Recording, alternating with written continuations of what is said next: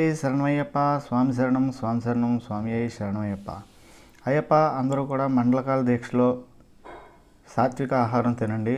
అలాగే సాత్విక ఆహారం అంటే కడుపుకి ఏ రకంగా ఇబ్బంది కలగని వస్తువులు, అలాంటి వస్తువులతో తయారు చేసిన భిక్ష కానివ్వండి, లేదంటే సద్ది మనం స్వీకరించవచ్చు. చాలామంది బిర్యానీలు, టమాటా రైస్లు ఇలాంటివన్నీ చేస్తున్నారు. అందులో మసాలా సరుకులు ఉంటాయి. మసాలా సరుకులు ఉండటం వల్ల ఏమవుద్దంటే మాల అయితే ఎవరైతే వేసుకున్నారో ఆ దీక్ష వేసుకున్నట్టు స్వామికి వేడిమి పెరుగుతుంది. వేడి పెరిగే వస్తువులు ఏవి తినకూడదు. ఈ ఫలావాకు, తర్వాత దాల్చిన చెక్క, లవంగాలు, ఈ మరాఠీ మొగ్గ ఇలాంటి వస్తువులు ఏవి కూడా తినకూడదు. అవి తినటం వల్ల ఏంటంటే శరీరంలో ఉష్ణం పెరిగిపోయి వేడి పెరిగిపోతుంది. దానివల్ల కొంచెం ఇబ్బంది కలుగుతుంది.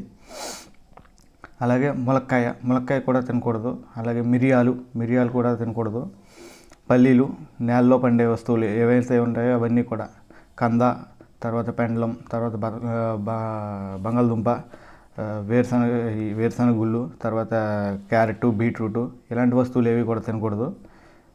మనకి సుస్థిగా ఉండే వస్తువులు, కాస్త మనకి కడుపుకి ఇబ్బంది కలగకుండా ఉండే వస్తువులు, సుస్థి చేయకుండా ఉండేది తీసుకోవాలి. చాలామంది స్వాములు బయట భిక్షలకు వెళ్తుంటే ఈ మసాలా ఐటమ్స్ వేసి పెట్టేస్తున్నారు. అలాగే ఈ మసాలా కూరలు ఎక్కువగా వండుతున్నారు. ఆ మసాలా కూరలు ఎక్కువగా వండకుండా చూసుకోండి.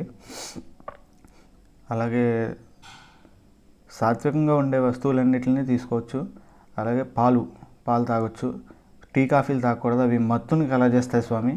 మత్తుని కలగజేసే వస్తువులు తీసుకోకూడదు. అది తాగటం వల్ల ఏంటంటే నిద్ర వస్తుంది. ఆ నిద్ర అది కొంచెం ఈ పొద్దున్నే తలస్నానాలు చేసి ఉంటామేమో, మనం కాఫీ, టీలు తాగటం వల్ల కొంచెం మత్తుని కలగజేస్తాయి. ఆ మత్తు మందసాన్ని కలగజేసే వస్తువులు ఏవి కూడా తినకూడదు.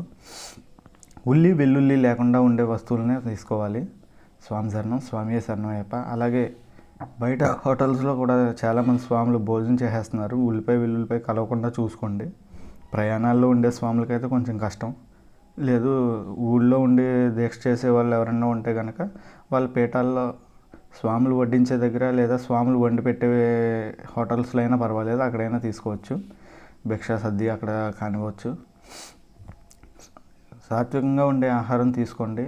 మీ ఆరోగ్యానికి ఇబ్బంది లేకుండా ఉండేలా చూసుకోండి. ఆరోగ్యం ఇబ్బంది పడకుండా ఉండటానికే ఈ అయ్యప్ప మాల ధారణ. అయ్యప్ప మాలలో ఎప్పుడు కూడా ఇబ్బంది పడేలా ఎప్పుడు తినకండి. అలాగే కన్యస్వాములకు కూడా వడ్డింపు ఎక్కువగా చేసేస్తున్నారు. వాళ్ళు తినగలిగినంత పెట్టండి. వాళ్ళు తినగలిగినంత పెట్టి వాళ్ళని మనం సాటిస్ఫై చేయాలి తప్ప వాళ్ళని తృప్తిపరిచే విధంగా భోజనమే పెట్టండి స్వామి. అంతేగాని కన్యస్వామి కదా అని చెప్పి నేను పెట్టినంత తినాలని చెప్పి అలా పెట్టకండి. చాలామంది స్వాములు చాలా ఇబ్బంది పడుతున్నారు. ఆ తర్వాత వాళ్ళు కడుపు సంబంధించిన ఇబ్బందులన్నీ ఉంటాయి కదా, అలాంటి ఇబ్బందులు పడుతున్నారు. కాబట్టి కన్యస్వాములు యందు కూడా దయించండి అందరూ కూడా. స్వామి శరణమయ్యప్ప.